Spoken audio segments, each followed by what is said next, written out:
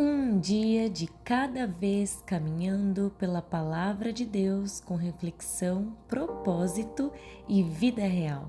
Seja muito bem-vindo ao Bíblia 365 na prática.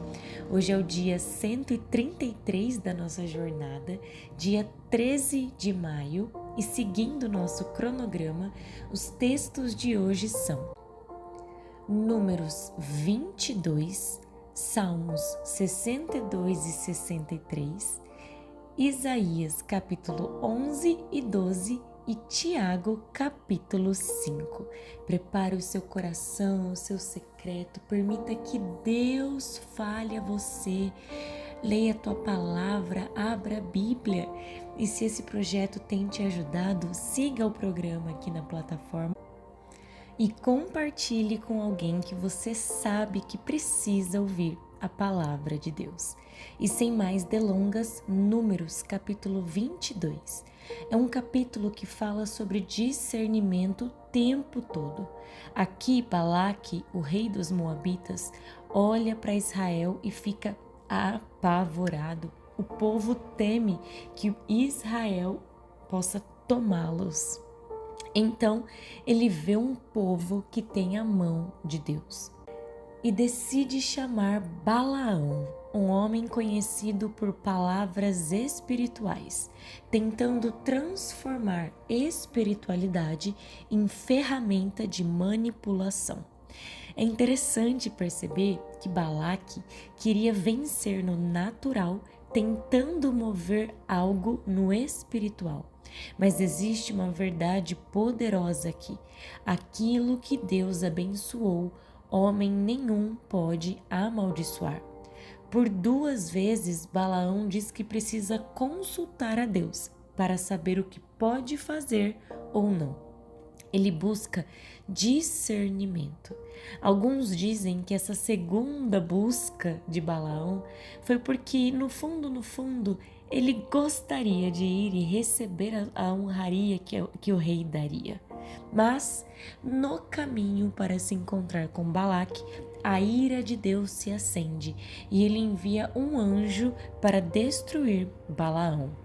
Mas acontece que a jumenta enxerga o anjo antes do profeta. Balaão estava tão focado no próprio caminho, ou até mesmo, o texto não traz com clareza, mas na expectativa da honraria que receberia, que perdeu totalmente a percepção espiritual. E aqui entra algo muito prático para nós. Quem é a nossa jumenta hoje, que vai ver algo que Deus quer interromper sobre as nossas vidas? Às vezes é um atraso que nos irrita, uma porta que não abre, uma pessoa tentando nos alertar de algo, uma interrupção inesperada, porque Balaão ele bate na jumenta e a jumenta responde: Ei, quantas vezes você me viu fazendo isso? Preste atenção, tem algo acontecendo aqui. Um desconforto que aconteceu que não era natural e nem normal. Algo que parece estar atrapalhando nossos planos pode ser um aviso para: ei, pare! E nós reagimos às vezes igual Balaão, batendo naquilo que talvez esteja tentando nos salvar. Tem gente brigando com processos que Deus permitiu para proteção. Tem gente irritada porque as coisas não fluem, sem perceber que talvez exista um anjo no caminho. A jumenta parecia o problema, mas era misericórdia. O texto não diz, mas eu gosto de pensar que essa situação com a jumenta foi para trazer temor no coração de Balaão, para que ele realmente não se encantasse com os presentes, a honraria que Balaque daria, e realmente falasse apenas aquilo que Deus colocaria em sua boca.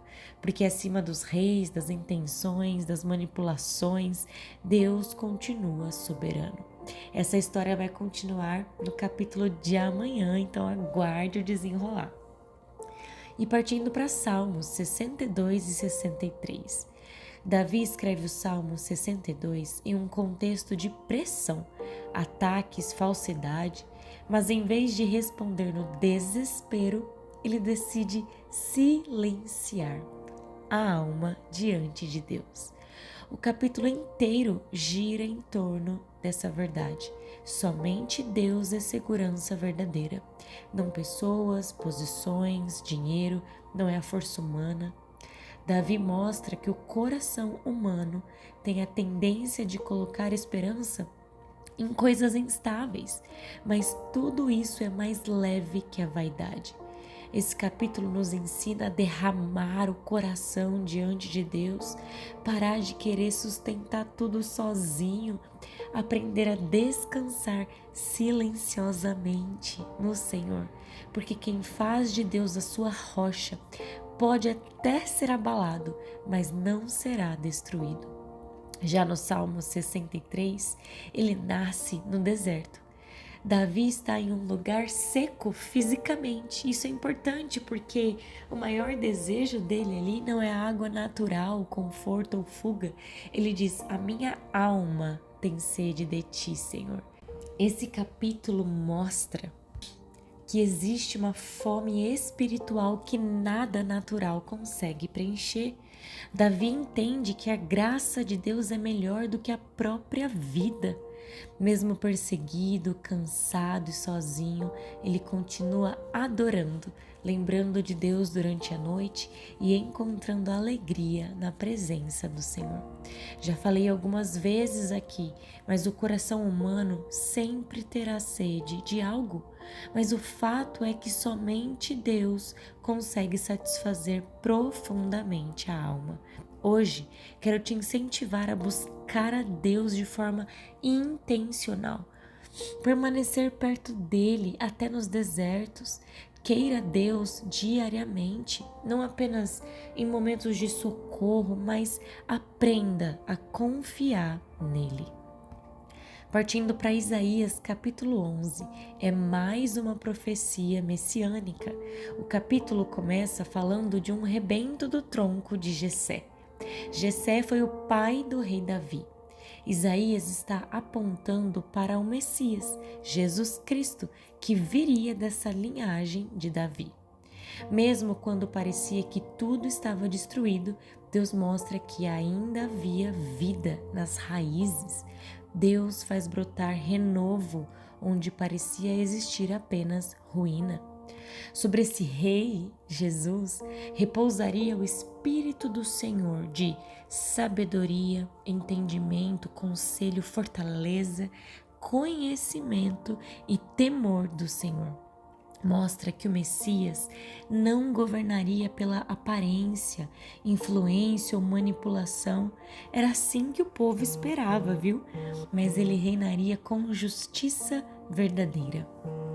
Depois o texto descreve um cenário de paz tão profundo que até a criação é retratada reconciliada. O lobo com o cordeiro, o leão com o bezerro, a terra cheia do conhecimento do Senhor.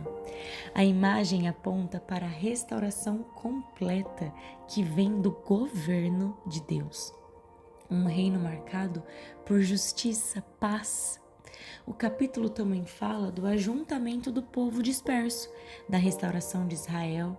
Deus promete reunir novamente o seu povo e remover divisões. Para isso, o capítulo 12 de Isaías surge como uma resposta de adoração. O povo reconhece que Deus é a salvação. Isaías 11 e 12 nos lembram que Deus ainda faz nascer esperança em lugares improváveis. Jesus é este rei justo prometido nas Escrituras. Somente o reino de Deus produz essa paz verdadeira e a resposta de quem foi alcançado pela salvação deve ser gratidão, confiança e louvor. E para finalizar o dia de hoje, Tiago, capítulo 5. Encerra essa carta da forma que começou, direta, intensa, prática, sem aliviar.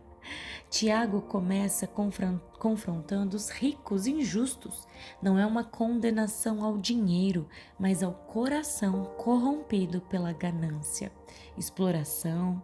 Ele denuncia pessoas que acumulam riquezas enquanto oprimem a outros, retêm o salário com fraude, vivem apenas para o prazer e ignoram a dor dos outros. É um alerta muito forte. Riquezas sem temor de Deus se tornam testemunha contra o próprio homem. Depois, Tiago encoraja os irmãos, sejam pacientes até a vinda do Senhor. Ele compara a vida espiritual ao agricultor que espera a chuva e o tempo da colheita, com paciência. Então, Tiago traz alguns ensinamentos práticos para viver enquanto esperamos. Experimente fazer isso quando precisar. Ele diz: quem sofre, ore.